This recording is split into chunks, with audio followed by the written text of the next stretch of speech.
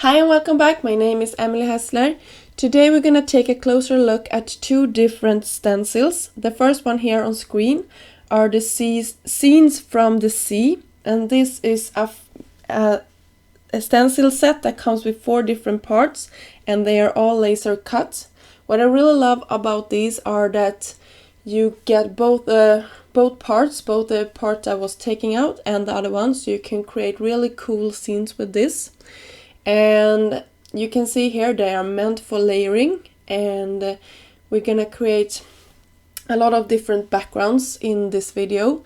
I will not show you any finished card projects here today, so I will just give you an idea of how you can use these two different stencils that I'm gonna talk about. The second one is Summer School, and you will see it a little bit later in this video.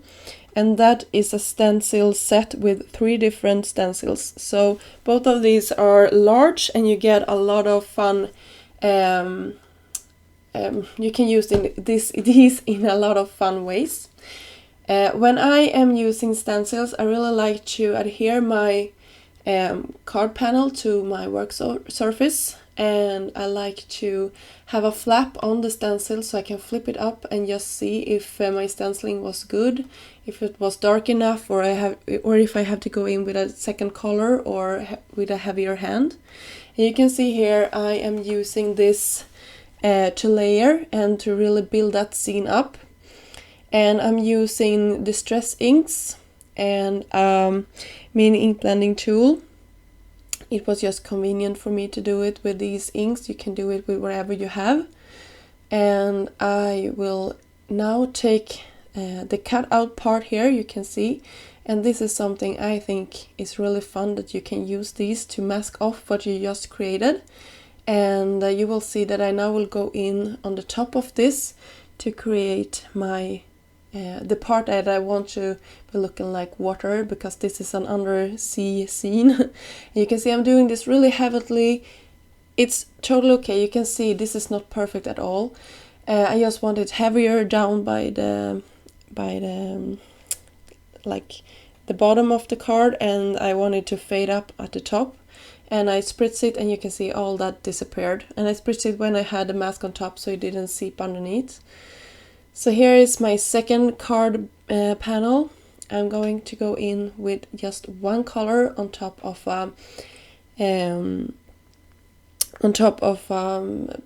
blue card panel here.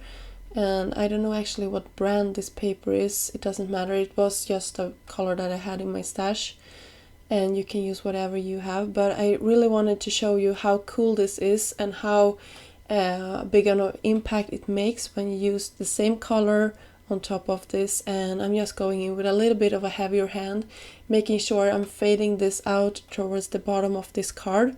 We're gonna do the same thing here, but this time I'm using, this is gonna be like the grounding of the card, just really heavy hand on this one. And there you can see how it looks. I really love how it turned out. So now I wanted to show you that you can take these and not just create undersea scenes. You can also use it to make a lawn and like a grassy hill. And I really like how that turned out. You can create a fun scene on top. And with these intricate dies, you can spritz this with some pixie dust, and it really helps you to hold that stencil down on the parts that you cannot adhere otherwise. So for storage, I like to take the cutout parts and put it at one side of this pocket and the other one to the other side, just to make it a little bit easier to get all of those 4 stencils into one pack. And I also always keep my stencil in the original pack until they break. In that way I can see what they are called, and I also can easily flip through them. So I really like that. So here is that other stencil called Summer School, and I'm gonna use this with some transfer gel from Decofoil, and I'm just covering this. The only thing I'm making sure is that it is a smooth. It doesn't have to be a heavy layer, just that it's smooth. It really makes it pop when you are using your transfer foil later. And then I'm doing the same thing to another background. This one is from the Scenes from the Sea stencil, and I really like that. And this is a second one from the other one, Summer School, and it's basically gonna create a center, a focal point for our sentiments later on, when I'm deciding what I'm gonna do with this card panel. And now for the really fun part with stencils, this is something I really love to do. You can see that it's all dry now, and we're gonna take this to a laminator with some foil on top. This is just a blue piece, also from Deco foil, or Thermoweb I should say, maybe. So here it is. I actually ran it through my laminator twice. I'm making sure that it's cooled down a little bit, and then we're gonna peel it off, and you will see how beautiful this is. You can't go wrong with this stencil. It's really beautiful, and in real life that is shining so much, and it is the perfect center of a card. So I went ahead, skipped through the laminating part, and you will see with the silver how big of an impact that makes on that simple scene. And for the last example with the transfer gel here, you will see also in silver how it turned out. Making sure that this cools down a little bit before I'm peeling off this, and there it is. I can't wait to create cards with these backgrounds. I think they are stunning in every way, and these stencils are so perfect for all of the stamp set that you have with all the cute mermaids and whatever. So for my last one, I just wanted to show you, this is also from the Summer School I should say, but this one I wanted to show you that you don't need to use the mini ink blending tool. You also can use like a blending brush. Trinity Stamps has a lot of blending brush. When I looked at the shop this morning, they weren't in the shop at the moment because they are going to be a little bit of a change with them. So stay tuned because they are coming very soon, if they are not already there when I'm publishing this video.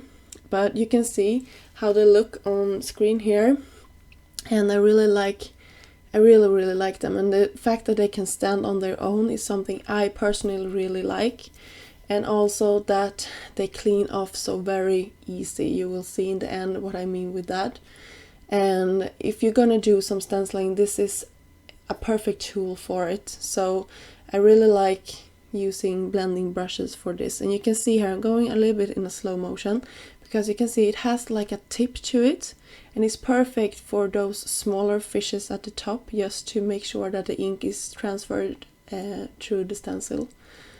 So love how that is. You can see I'm actually here pointing at it. So I really love that feature with these brushes. So you will see here in a second when I'm peeling off my mask how it looks. Stunningly, love it. And also I will show you how I'm cleaning this off.